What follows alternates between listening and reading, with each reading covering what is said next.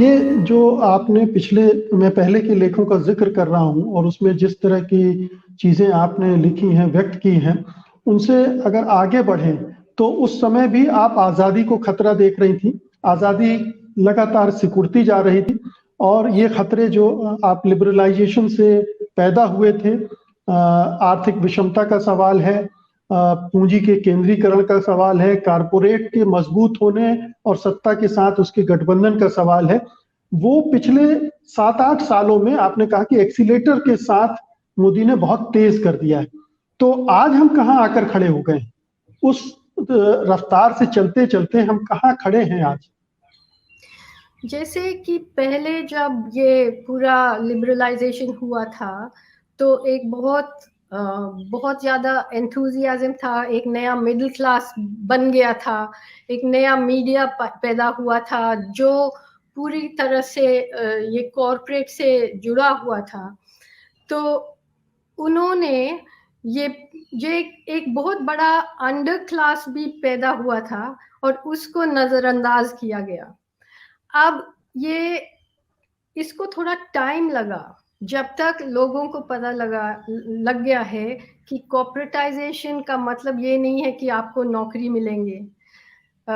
Industrialisation के मतलब नहीं है कि आपको नौकरी मिलेंगे।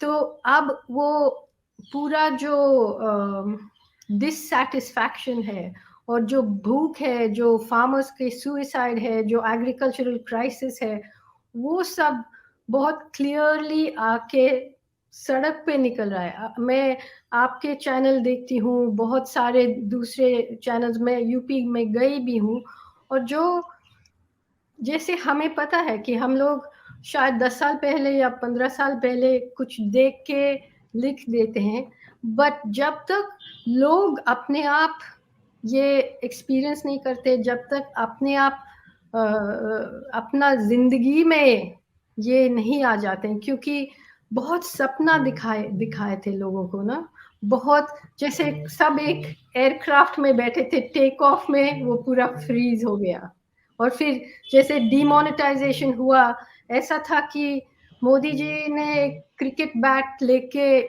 रीढ़ का हड्डी को तोड़ दिया, और जैसे लॉकडाउन उसको टुकड़े टुकड़े कर दिया। और जैसे वो अनाउंसमेंट आए थे रात को, जैसे कि लोग कोई एनिमी है उनको एम्बुश करना चाहिए, उनको समय नहीं देना चाहिए, उनको सोचने का टाइम नहीं देना चाहिए। ये मतलब आप एक डेमोक्रेसी में ऐसे अनाउंसमेंट्स कैसे कर सकते हैं? तो अब मेरे ख्याल में जो सबसे बड़ा डेंजर है हमारे सामने ये है कि लोग समझ गए, लेकिन जब तक समझ गए तब तक बाकी पॉलिटिकल पार्टीज के पास पैसा नहीं है। वो इलेक्शन मशीनरी, मैं ईवीएम्स के बारे में नहीं कह रही हूँ, पर बाकी जो जितना पैसा चाहिए आपको इलेक्शन लड़ने के लिए वो नहीं है, सब डिवाइड हो गए, ऑपोजिशन काफ़ी वीक है। अगर बीजेपी यूपी में हार भी जाता है, वो 2 साल में इतना हंगामा खड़ी कर देंगे 2024 के तैयारी में। तो हमें एक दूसरी तरह से सोचना पड़ेगा इस देश के बारे में, क्योंकि आप एक तो सबको गरीब बना दिया, उसके ऊपर आप इतना एक विशाल देश जिसमें पता नहीं 800 लैंग्वेजेस है, कितने सारे एथनिसिटीज, कितने सारे रिलीजन्स, कितने सारे अलग जातियां है, और आप ये हिंदी हिंदुस्तान चलाएंगे वहाँ पे इस देश में। मुझे लगता है कि आप एक पूरा दरिया जिसमें अलग अलग किस्म के मछली और फंगस और सब एक बिस्लेरी बोतल में ठूसना चाहते हैं। नहीं, वो बहुत ही वायलेंट प्रोसेस है।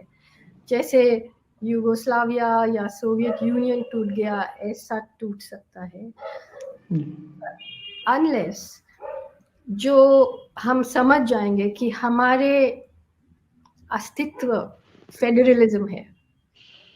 आप we don't want an alternative person to Modi. We want an alternative system. मतलब हम एक दूसरा मोदी नहीं चाहते हैं, कोई दूसरा व्यक्ति नहीं चाहते हैं, हम एक सिस्टम को ढूंढना पड़ेगा जहाँ पे फेडरलिज्म, अलग अलग राज्यों का जो शक्ति, जो स्टेट्स है उनको डिग्निटी दिया जाए और उनको फेयर डिग्री ऑफ ऑटोनॉमी दिया जाए जी। और एक और ऐसा जी, कुछ। क्या आपको ऐसा नहीं लगता कि आपने कहा कि यूपी हारे तो हंगामा खड़ा कर देंगे, ये जाहिर है हंगामा खड़ा करेंगे, लेकिन यूपी अगर हारे तो ये एक बड़ा संकेत होगा कि मोदी से लोगों को निराशा हो रही है, हिंदुत्व से निराशा हो रही है और लोग एक दूसरे विकल्प की तरफ अब देख रहे हैं। अब ये बिल्कुल, वो उनको स्वीकार्य नहीं है। इससे बड़ा कोई जीत अभी हो ही नहीं सकता हमारे लिए, अगर वो यूपी हारेंगे।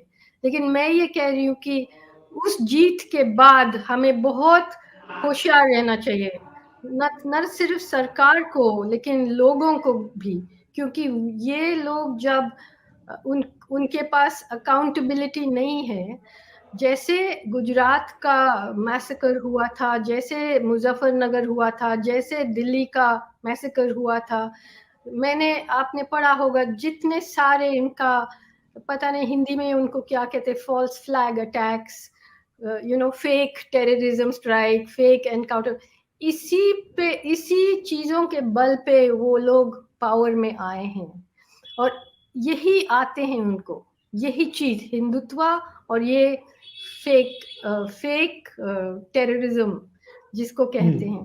तो लोगों को ये समझना होगा, ये सिस्टम, ये जो भड़काने वाले चीज रुकेंगे नहीं, बढ़ेंगे अगर वो इस इलेक्शन को हारते हैं। तो बहुत होशियारी से रहना पड़ेगा लोगों को।